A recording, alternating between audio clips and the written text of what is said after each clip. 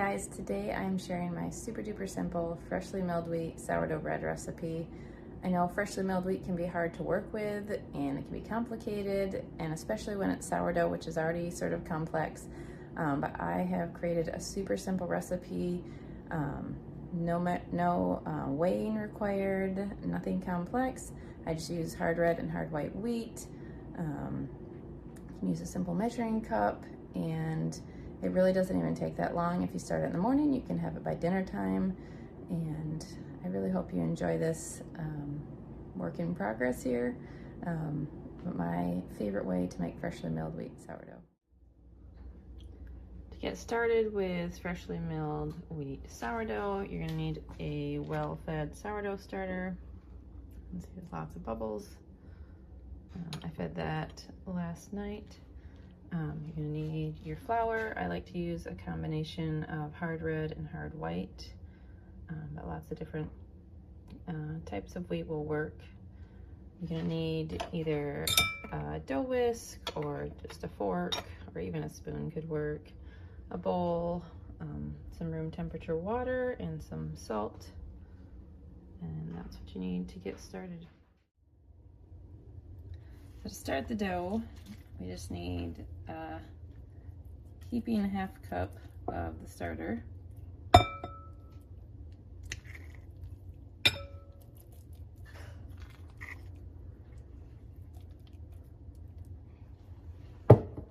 like to fill it really well.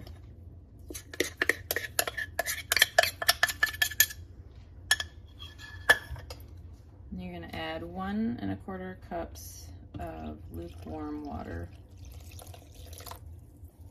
We don't want it hot or it will kill the yeast. We're just gonna mix that up.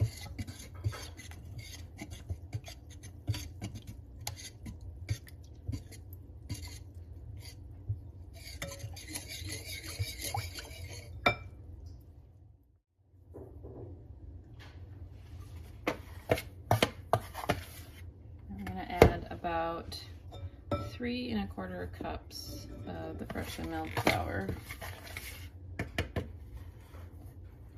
This might vary depending on which type of wheat you use.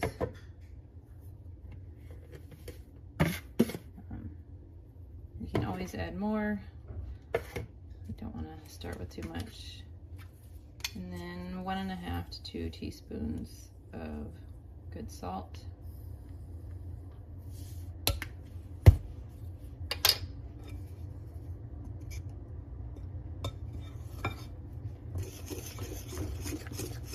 Whisk it all together until it's combined into kind of a shaggy dough.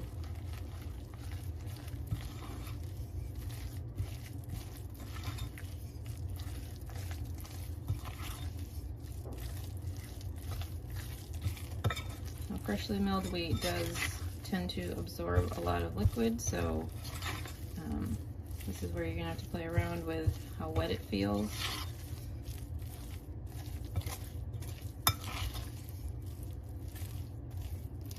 I'm going to add just a touch more flour. It's feeling quite wet.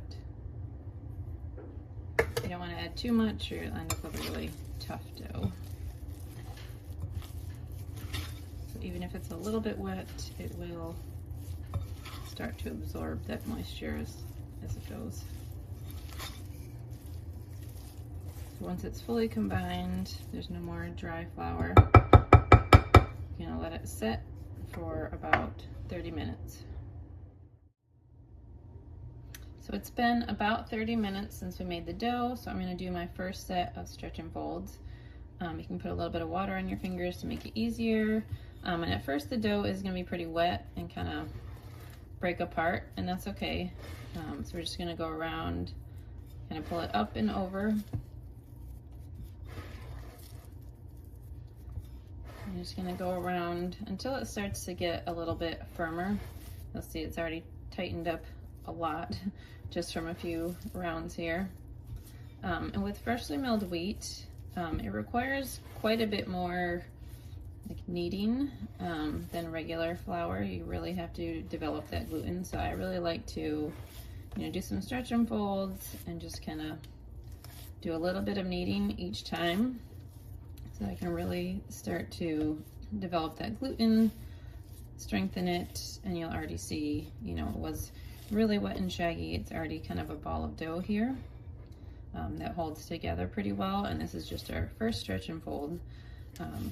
Once you've done that just for a minute, just leave it and cover it again, and then you will do these stretch and folds every 30 minutes for about 4 hours, which is more than you would need to for just all-purpose flour. But like I said, you really need to develop that gluten with the freshly milled wheat and really strengthen that. So we're going to do this for about 4 hours. But the good thing about that is once you're done with the stretch and folds, a lot of the fermentation is already done. So then the rest of the process actually goes quite quickly. There's not this, you know, 8-hour or overnight fermentation process. It's going to be pretty quick that we get to shape it, put it in the banneton, and bake it. So let this rest for another 30 minutes and then do another stretch and fold. So I've been doing stretch and folds for about 3.5 hours. This is the last one at hour 4. You can see the dough is already kind of fermenting. It's starting to spread out a little bit. If you look at down here, you can already see pockets forming. So we're going to do this last stretch and fold, and you can see that the dough is nice and stretchy. It's kind of loosened up, developed some of that gluten that we were trying to work on. So we're doing this last stretch and fold, and I like to sort of, again, knead it a little bit, shape it into a dough, shape into a ball of dough here.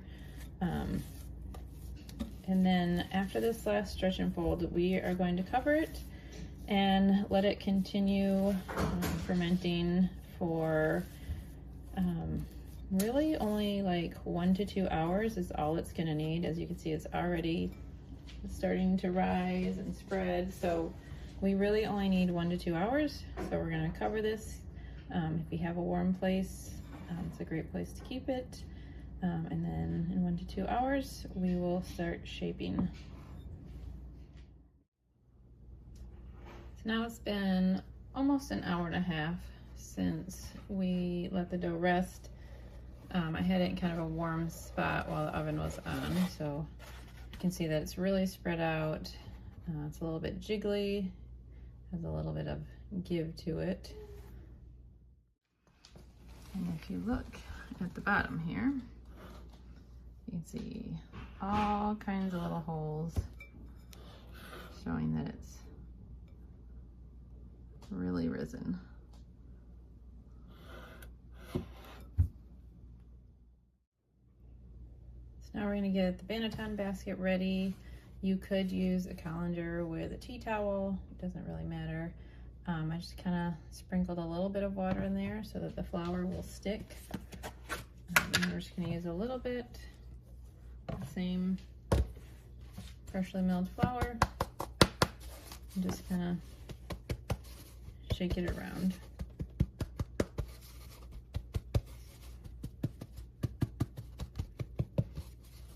We want to get a good coating kind of on that middle part so that it doesn't stick when we're trying to get the dough out. If there's a little bit extra in there, that's totally fine. So now we're going to take the dough out of the bowl. I did sprinkle a little bit of flour on the counter just in case. This dough does feel a little bit moist. You can see it's nice and fluffy, and we don't want to ruin that. We don't want to ruin all those nice air bubbles. So we're just going to very gently take it out.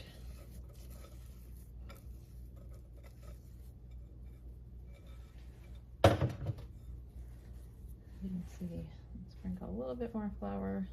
Like I said, this dough's a little bit wetter than sometimes.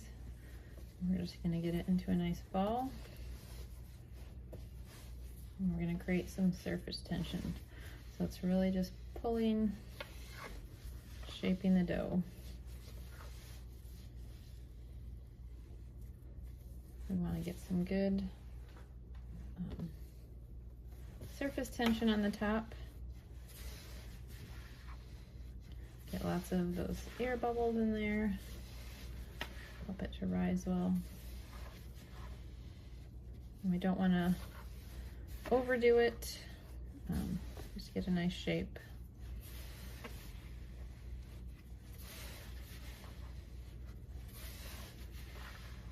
It shouldn't be really sticking to the counter with just a little bit of flour, and it's moving nicely. Once you feel like you've gotten it good, if you can see these big air bubbles here, then we're going to put it in the banneton basket. This top side will go in first, so it'll be upside down. And then we're just going to pinch it together, kind of seal up that bottom part, create more surface tension.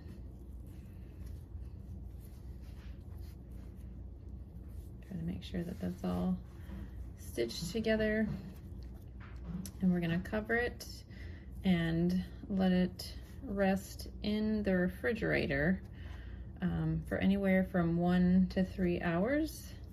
And by putting it in the refrigerator when the dough is cold like that, it's going to hold its shape a little bit better. When you take it out of the banneton basket, freshly milled flour has a tendency to kind of lose its shape a little bit, so that's going to help it keep its shape. And you only need like 1 to 3 hours. I think I usually do it around the 2-hour mark that we're going to bake it. So I've had the bread in the refrigerator for about 2 hours, and I've had my Dutch oven heating in a 450-degree oven for about the last half hour to get it nice and hot. So now we will take the dough out so that we can score it and bake it. So this is what it looks like after a couple hours of proofing in the oven, in the refrigerator. I'm just going to use some parchment paper to gently flip it out. This is kind of a quick process so that it doesn't deflate. Depending on the moisture in the dough, you know, sometimes you can have it out a little bit longer, sometimes it starts to go down a little faster. So I'm going to get it out of the banneton. Do a little bit of sticking here. That's why we try to flour it really well. Not too bad. And then I have my bread loam. I'm just going to do a quick kind of score down the middle. You can do however you want. You don't even have to score it. Make designs, whatever you like. I think it looks nice. It doesn't really matter either way. Then you're just going to set it right into the Dutch oven. You can do this with parchment. You can do this with a bread sling.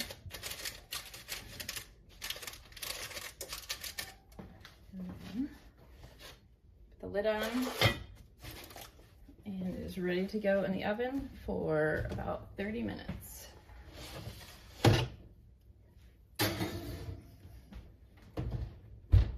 After 30 minutes, we will take the lid off and see how we're doing. So the bread's been in the oven for about 30 minutes. So I turned the temperature down to 425, and we'll take the lid off.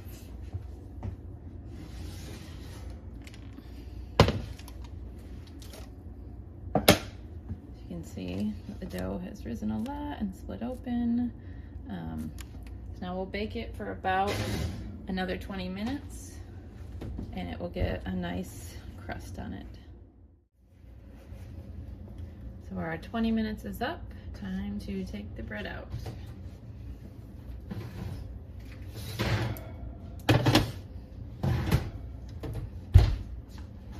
And you see this gorgeous loaf here of freshly milled wheat sourdough. So you can just take it right out of the Dutch oven.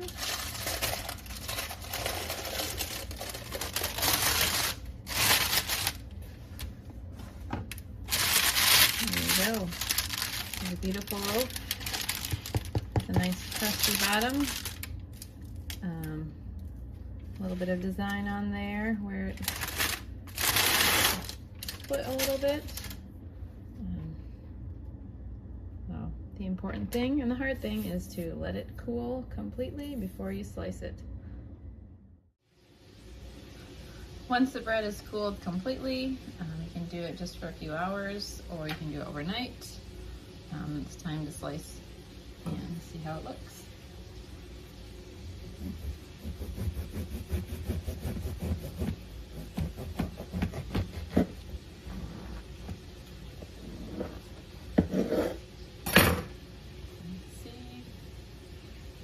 Go. Lots of little pockets there, a good crumb, and it's soft on the inside, a little crust on the outside. Perfect.